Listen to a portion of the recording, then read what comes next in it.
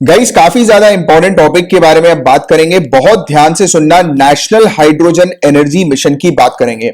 Government of India का ये mission हम लोग को देखने को मिलता है, नेशनल हाइड्रोजन एनर्जी मिशन।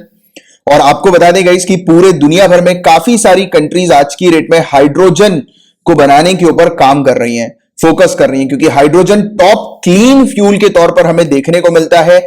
ये अपनी हाई एनर्जी डेंसिटी और वर्सैलिटी के लिए जाना जाता है, अपनी उच्च ऊर्जा क्षमता और बहु उपयोगिता के कारण ये जाना जाता है। और काफी सारी कंट्री जो है वो इसको बनाने के ऊपर काम कर रही हैं, राइट। और क्योंकि आप लोग एक चीज भी आप सभी लोग जानते हैं कि पूरे दुनिया भर में जो कन्वेंशनल फॉसिल फ्यूल्स है उसका जो भंडार है, उसका रिजर्व जो है वो कम होता जा रहा है, राइट। कन्वेंशनल फॉसिल फ्यूल का रिजर्व कम हो रहा है।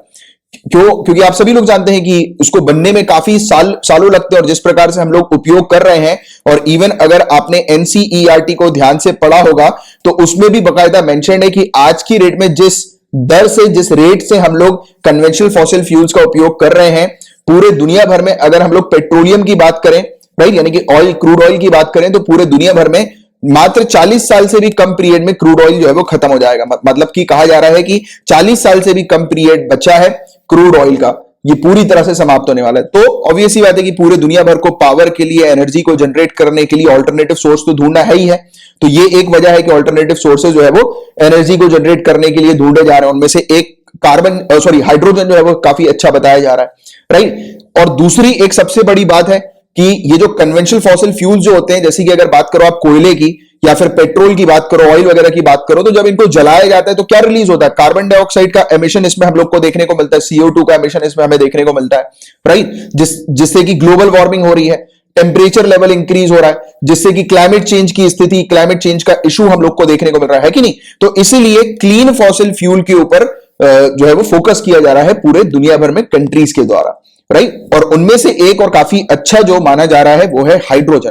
तो ये चीज आप लोग को पता होनी चाहिए, और इसी पर ही अपन थोड़ी सी बात करेंगे कि हमारी सरकार जो है वो नेशनल हाइड्रोजन एनर्जी मिशन पर काम कर रही है, और हाइड्रोजन को लेकर सरकार ने पहले भी किस प्रकार के काम किए हैं, या नेशनल हाइड्रोजन एनर्जी मिशन से जुड़े हुए पास्ट में सरकार के क्या काम है, तो उस पर भी थोड़ी सी पहले बात करते हैं। तो देखिए, इस संबंध में किए जा रहे जो प्रयास हम लोग को देखने को मिल रहे हैं, सबसे पहली चीज तो आपको बता दूं कि फाइनेंस मिनिस्टर ने यूनियन बजट 2020-2021 में फॉर्मली अनाउंस किया था नेशनल हाइड्रोजन मिशन के बारे में, फॉर्मल अनाउंसमेंट दिया था। और ministry of new and renewable energy ने भी डिस्क्लोज किया है एक draft regulation national hydrogen mission का, जो कि बताया जा रहा है कि इस मंथ के एंड तक जो है वो फाइनलाइज कर दिया जाएगा और यूनियन कैबिनेट के अप्रूवल के लिए इसको भेज दिया जाएगा। तो ये चीज जो है वो यहां पर बताई जा रही है। और इंडिया के अंदर क्या क्या चुनौतियां हम लोग को इस मिशन से रिलेटेड, चैलेंजेस हम लोग को क्या क्या देखने को मिल रहा है इस मिशन से रिलेटेड, तो सबसे बड़ी जो चुनौती है गाइज वो पैसों की है। काफी महंगा पड़ रहा है ये हाइड्रोजन को बनाना। हमें कैसे महंगा पड़ रहा है तो उस पर भी बात करें गाइज। तो देखो, ग्रीन और ब्लू हाइड्रोजन जो है उसको निकालना महंगा पड़ रहा है, एक्सट्रैक्ट करना उसको महंगा पड़ रहा है। इवन बताया जा रहा है कि जो टेक्नोलॉजी उपयोग की जा रही है हाइड्रोजन को बनाने के लिए या उसका उपयोग करने के लिए, जैसे कि carbon capture and storage, hydrogen fuel cell technology, तो ये भी काफी ज्यादा एक्सपेंसिव है, महंगी पड़ रही है, क्योंकि ये अपने इनिशियल स्टेज पर है, नेसेंट स्टेज पर है, तो काफी महंगी पड़ रही है। और इवन जब हम लोग प्लांट बनाकर तैयार भी कर देंगे इसका, तो उसके बाद उस प्लांट को मेंटेन करना भी काफी महंगा है। जैसे कि उसमें जो फ्यूल सेल्स वगैरह जो होते हैं ना, तो उसको मेंटेन करना काफी महंगा है, जो कि हम लोग को साउथ कोरिया के अंदर देखने को मिल रहा है। मेंटेनेंस कॉस्ट इसका काफी हाई होता जा रहा है, राइट। और कमर्शियल उपयोग करना भी हाइड्रोजन का एज अ फ्यूल के तौर पर इंडस्ट्रीज के अंदर, तो उसके लिए बहुत ज्यादा इन्वेस्टमेंट की आवश्यकता है। रिसर्च एंड डेवलपमेंट के लिए, ऐसी टेक्नोलॉजीज को बनाने के लिए बहुत इन्वेस्टमेंट करना है, राइट। इसके इंफ्रास्ट्रक्चर जो होता है, इसके प्रोडक्शन को लेकर, यानी कि इसको बनाने के लिए इंफ्रास्ट्रक्चर जो बनाना है, इसको स्टोर करने के लिए कुछ चीजें बनानी है, इसके ट्रांसपोर्टेशन की व्यवस्था करनी है, राइट। और जो हाइड्रोजन की जो डिमांड जो क्रिएट होती जा रही है, तो उसको मैनेज करना है। तो ये पूरी चीजों में लगेगा पैसा, और पैसा ज्यादा होने के कारण ये एक इंपॉर्टेंट चैलेंज, एक चुनौती भारत के लिए बहुत ज्यादा देखने को मिल रही है इस मिशन के अंदर, या इस मिशन को इंप्लीमेंट करने के लिए। काफी एक्सपेंसिव है ये पर्टिकुलर हाइड्रोजन की टेक्नोलॉजी वगैरह, राइट। तो उस पर भी ध्यान देते हुए चलना है कि कॉस्ट इफेक्टिव तरीके से हम लोग ऐसी टेक्नोलॉजी तैयार कर लें, ऐसी टेक्नोलॉजी इनोवेट कर लें जिससे कि हाइड्रोजन का उपयोग करना, प्रोड्यूस करना, उसको स्टोर करना, ये पूरी चीज हम लोग को थोड़ी सी सस्ती पड़े, क्योंकि काफी महंगी है ये। तो ये एक बहुत ही जो मेजर चैलेंज आज की डेट में इंडिया के ऊपर हम लोग को देखने को मिल रहा है। तो थोड़ी सी बात करेंगे हाइड्रोजन फ्यूल के बारे में भी। तो कुछ फैक्चुअल डेटाज हैं जो आप लोग को थोड़ा सा ध्यान में रखना है। सबसे पहली चीज तो ये जो हाइड्रोजन का जो फ्यूल है ये काफी हल्का होता है और ये पीरियोडिक टेबल के अंदर पहला एलिमेंट हम लोग को देखने को मिलता है। मेरे ख्याल से 7th क्लास की एनसीईआरटी जो है तो उसमें पीरियोडिक टेबल आपको मिल जाएगा और मे भी शायद आप लोगों ने पढ़ा भी होगा पीरियोडिक टेबल के बारे में। तो पीरियोडिक टेबल का पहला एलिमेंट क्या है? हाइड्रोजन, ध्यान में रखना। और सबसे लाइटेस्ट एलिमेंट ये हमें देखने को मिलता है, राइट। और इसके अगर वेट की बात करें हाइड्रोजन की तो गाइस आपको बता दूं कि हवा का जितना वेट होता है ना, हवा का जितना वेट उससे भी हल्का होता है हाइड्रोजन। और इसी वजह से ये एटमॉस्फेयर में ऊपर चला जाता है हल्का होने के कारण, क्योंकि हल्की चीज जो है वो ऊपर की तरफ जाती है ना, राइट। लाइट चीज जो होती है वो ऊपर की तरफ राइज कर जाती है, तो हाइड्रोजन ऊपर चले जाता है एटमॉस्फेयर में। तो इसी कारण से ये काफी मुश्किल से जो है वो अपने प्योर फॉर्म में मिल पाता है और ना के बराबर ही ये अपने प्योर फॉर्म पे मिल पाता है। यानी कि आप सिंपल हाइड्रोजन को इसको ढूंढना, यानी कि सिंपल हाइड्रोजन को ढूंढना मुश्किल है। हाइड्रोजन अगर आपको मिलेगा भी तो वो किसी ना किसी के साथ जुड़ा हुआ मिलेगा और स्पेशली ऑक्सीजन के साथ जुड़कर ये मिलता है। H2O, H2O आप सभी लोग को पता है H2O के बारे में। क्या है H2O? नीचे कमेंट बॉक्स पे लिख कर बताओ। तो आप सभी लोगों ने बिल्कुल सही लिख दिया इसका जवाब, होपफुली पानी। H2O पानी होता है। तो हाइड्रोजन कहां पर मिलता है? ऑक्सीजन के साथ मिलकर जो है ये पानी बना के मिलता है। तो पानी से इस ऑक्सीजन को हटाकर बनाया जा सकता है हाइड्रोजन को, यानी कि पानी लिया, पानी से ऑक्सीजन को हटाया, फिर जो हाइड्रोजन जो है वो मिल सकता है। तो इस प्रकार का इसकी प्रोसेस हम लोग को देखने को मिलती है अगर प्योरेस्ट फॉर्म में अगर हाइड्रोजन चाहिए तो, ठीक है। तो ये चीज आपको पता होनी चाहिए। और स्टैंडर्ड टेम्परेचर और प्रेशर की बात करें तो हाइड्रोजन एक nontoxic, non metallic, odourless, tasteless, colourless और हाईली कंबस्टिबल डायएटॉमिक गैस है। हाईली कंबस्टिबल का मतलब बहुत तेजी से इसमें आग जल जाती है, आग पकड़ लेता है। कंबस्टिबल हम लोग को देखने को मिलता है, राइट। और हाइड्रोजन फ्यूल जो है वो जीरो एमिशन फ्यूल हम लोग को देखने को मिलता है, यानी कि अगर इसको ऑक्सीजन के साथ जलाया जाए तो इसमें से कोई भी एमिशन नहीं होता, यानी कि एनवायरमेंट के लिए ये बेस्ट माना जाता है अभी तक, राइट। और इसके अलावा इसका उपयोग किया जा सकता है फ्यूल सेल में या फिर इंटरनल कंबशन इंजन में इसका उपयोग किया जा सकता है।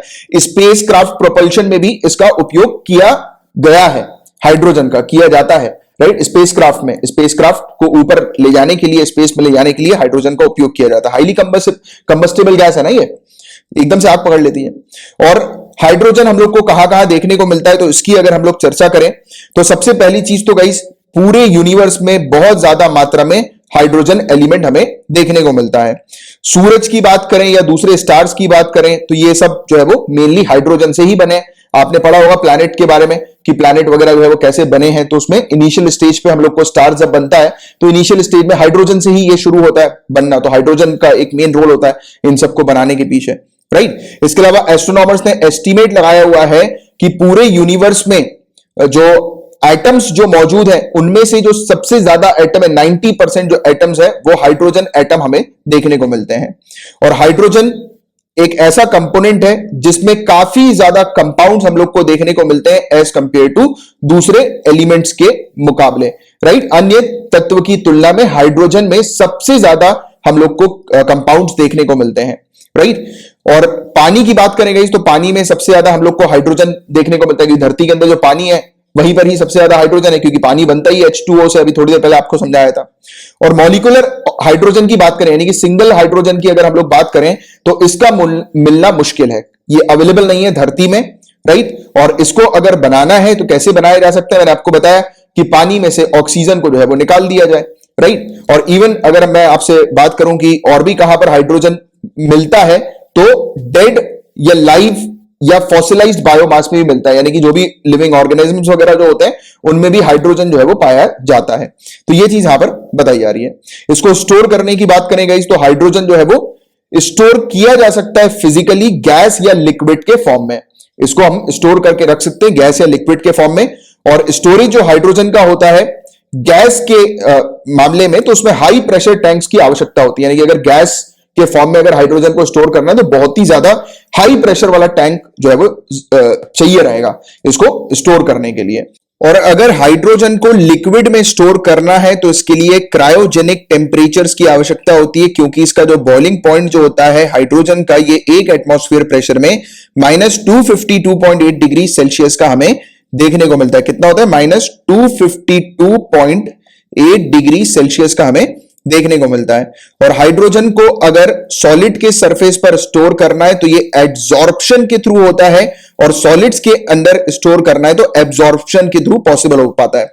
तो एब्जॉर्प्शन का आपको मतलब पता होगा, एब्जॉर्प्शन का मतलब कोई चीज जो है वो एब्जॉर्ब कर लेती है, उसके अंदर समा लेती है किसी और चीज को। जैसे कि एक आप फोम समझते हो ना, फोम जिससे गाड़ी धोते हैं, फोम वगैरह होता है ना, एक फोम हमें देखने को मिलता है। जैसे कि गद्दी वगैरह जो होती है वो फोम की, कई बार गद्दी हम लोग को देखने को मिलती है, कई बार बेड भी जो होता है वो फोम का होता है, अंदर पिचक नहीं आता फोम। तो फोम जो होता है उसमें अगर आप जो है वो पानी डालेंगे तो फोम क्या करेगा, पानी को एब्जॉर्ब कर लेगा। तो वो क्या होता है, एब्जॉर्प्शन होता है। आप सभी को इसके बारे में पता है। अब एड्सॉर्प्शन क्या होता है, ADSORPTION, एड्सॉर्प्शन। तो ये क्या होता है, इसमें जो सरफेस होता है, सॉलिड सरफेस, उसके बेसिकली ऊपरी लेयर पर, यानी कि सॉलिड के अंदर नहीं जा रहा, ये सॉलिड एक चीज है तो उसके अंदर नहीं जा रहा, उसके अंदर एब्जॉर्ब नहीं हो रहा है, उसके ऊपर जो है वो चिपक गया है, तो वो होता है एड्सॉर्प्शन। तो हाइड्रोजन को स्टोर किया जा सकता है सॉलिड में, एक तो एड्सॉर्प्शन के थ्रू, यानी कि एक सॉलिड स्ट्रक्चर के ऊपर जो है वो उसको चिपकाया जा सकता है, उसके सरफेस पे चिपकाया जा सकता है, या फिर उसमें एब्जॉर्ब करवाया जा सकता है इसको। तो ये चीज इसकी हम लोग को प्रॉपर्टीज कुछ देखने को मिलती है, जिसके बारे में आप लोग को एक आइडिया होना चाहिए। इसके अलावा गाइस, हाइड्रोजन का जो पोटेंशियल, इसकी जो क्षमता हम लोग को देखने को मिलती है ग्रीन हाउस गैस एमिशन को रिड्यूस करने की, उसकी बात करें तो इसमें सिर्फ जो बाय प्रोडक्ट जो निकलता है ना, इसमें जो एमिशन निकलता है, जैसे कि हम लोग जब पेट्रोल को, कोयला को जलाते हैं तो उसमें से कार्बन डाइऑक्साइड का एमिशन निकलता है, और भी काफी सारी हार्मफुल गैसेस जो है वो एमिट होती है एनवायरमेंट में। तो इसमें जो एमिशन होता है, इसका जो सिर्फ इकलौता बाय प्रोडक्ट हम लोग को देखने को मिलता है, वो क्या होता है, पानी, वो वाटर हम लोग को देखने को मिलता है, राइट। क्योंकि हाइड्रोजन जो है वो ऑक्सीजन के साथ कनेक्ट हो जाता है कंबस्ट करते समय, जलते समय, और फिर वो पानी जो है वो छोड़ देता है, राइट। तो इसका एक लौता जो मतलब जो बाय प्रोडक्ट है, एमिशन जो है वो पानी, वाटर हम लोग को देखने को मिलता है, राइट। तो ये चीज है, और इससे ये पूरी तरह से 100% जो फ्यूल है ये क्लीन कहलाता है, यानी कि किसी भी प्रकार से एनवायरमेंट को ये डैमेज नहीं करता, इसलिए ये टॉप क्लीन फ्यूल के तौर पर भी जाना जाता है, राइट। और हाइड्रोजन कंसिडर किया जाता है एज अल्टरनेटिव फ्यूल के तौर पर, इसके बारे में मैं आपको ऑलरेडी बता ही चुका हूं।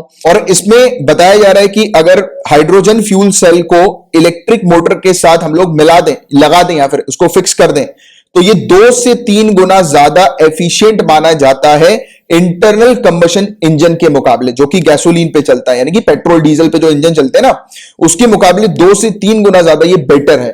और देखो एनवायरमेंट पर्सपेक्टिव से तो ये बेटर है, क्योंकि ये जो है वो एनवायरमेंट को डैमेज नहीं करता है, राइट। इसमें जो एमिशन जो होता है वो मात्र पानी का हम लोग को देखने को मिलता है, वाटर का हम लोग को देखने को मिलता है। बट दूसरे, जैसे कि पेट्रोल जलता है तो उसमें एमिशन जो होता है वो हार्मफुल गैसेस वगैरह होती हैं, जो एनवायरमेंट को भी पल्यूट करती है, ह्यूमंस की, एनिमल्स की हेल्थ को भी नुकसान पहुंचाती हैं, राइट। तो एक तो वो एक फैक्टर अलग है।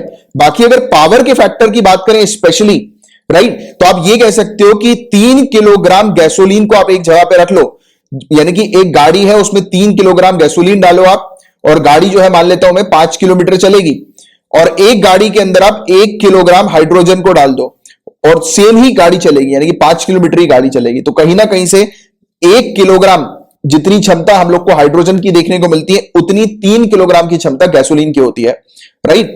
तो या फिर आप इसका उल्टा कह सकते हो कि गैसोलीन जो है, यानी कि आप 1 किलोग्राम गैसोलीन डालो, उसमें जो क्षमता निकल के आएगी, उसमें जो यानी कि उसकी कैपेसिटी जितनी होगी उतनी सेम, यानी कि 1 किलोग्राम हाइड्रोजन की 3 गुना ज्यादा कैपेसिटी आपको देखने को मिलेगी। तो कुल मिलाकर मोटे मोटे तौर पर हाइड्रोजन ज्यादा अच्छा है, राइट। और इसके अलावा इसका उपयोग जो है वो इंटरनल कंबशन इंजन में भी जो है वो उपयोग में लिया जाता है, यानी कि इनिशियल लेवल पर इंजन को स्टार्ट करने के पर्पस के लिए भी हाइड्रोजन का उपयोग किया जाता है। तो ये पूरी चीजें हैं गाइस, जिसके बारे में आप लोग को जानकारी होनी चाहिए। काफी डिटेल में इस पूरी चीज को अपन ने समझा, जाना।